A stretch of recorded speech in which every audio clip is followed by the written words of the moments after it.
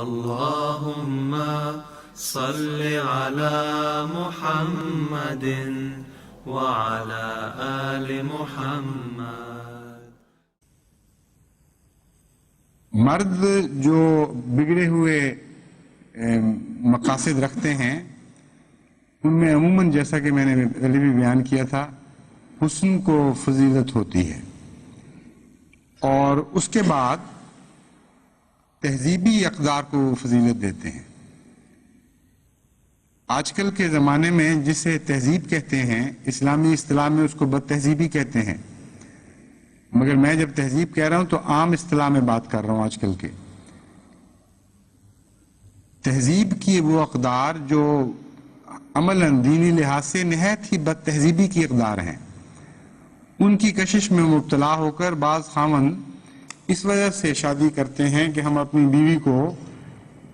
پارٹیوں میں بلائیں گے، پارٹیوں میں لے کے جائیں گے، گھروں میں پارٹیاں منعقد کریں گے، ان سے بے پردگیاں کروائیں گے، ملازمتوں میں اس سے ترقی حاصل کریں گے، پاپولر ہوں گے، ہر دل عزیز ہوں گے معاشرے میں کہ بڑی سجی دھجی بیوی ہے، بہت ہی سمارٹ، جس کو کہتے ہیں سمارٹ بیوی لے کے آیا ہے، اور خوب تعلقات رکھتی ہے ہر طرف۔ اور یہ نیت لے کر عملاً وہ بالکل اس کے برعکس نتیجہ پیدا کرتے ہیں جس کے لیے قرآن کریم شادی کرنے کی اجازت دیتا ہے، یعنی نیک اور پاکیزہ اولاد۔ جس خاوند کی نیت میں آغاز ہی میں یہ ظاہری معاشرتی اور تہذیبی حسن ہو، اس کو شروع ہی سے اولاد کی نیکی سے ہاتھ دھو بیٹھنا چاہیے، کیونکہ ان گھروں میں جو اولادیں پلتی ہیں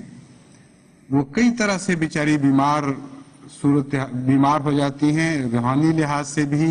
نفسیاتی لحاظ سے بھی۔ ایسی اولاد کی طرف ایسے معاشرے میں بہت کم توجہ دی جاتی ہے۔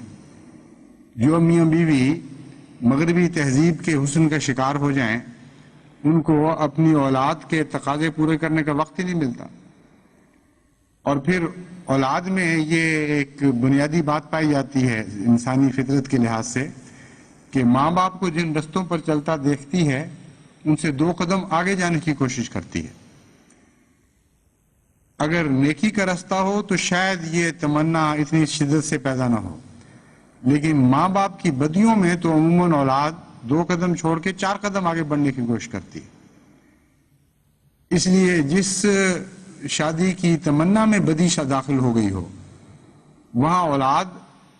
4 قدم، 8 قدم، 10 قدم، جتنی بھی اس کو توفیق ملے گی آگے بڑھائے گی،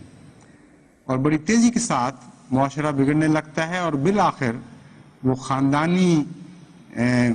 نظام جو اسلام پیدا کرنا چاہتا ہے وہ ٹوٹ کر بکھر جاتا ہے، اور مغربیت کی طرح کا انفرادی نظام قائم ہو جاتا ہے۔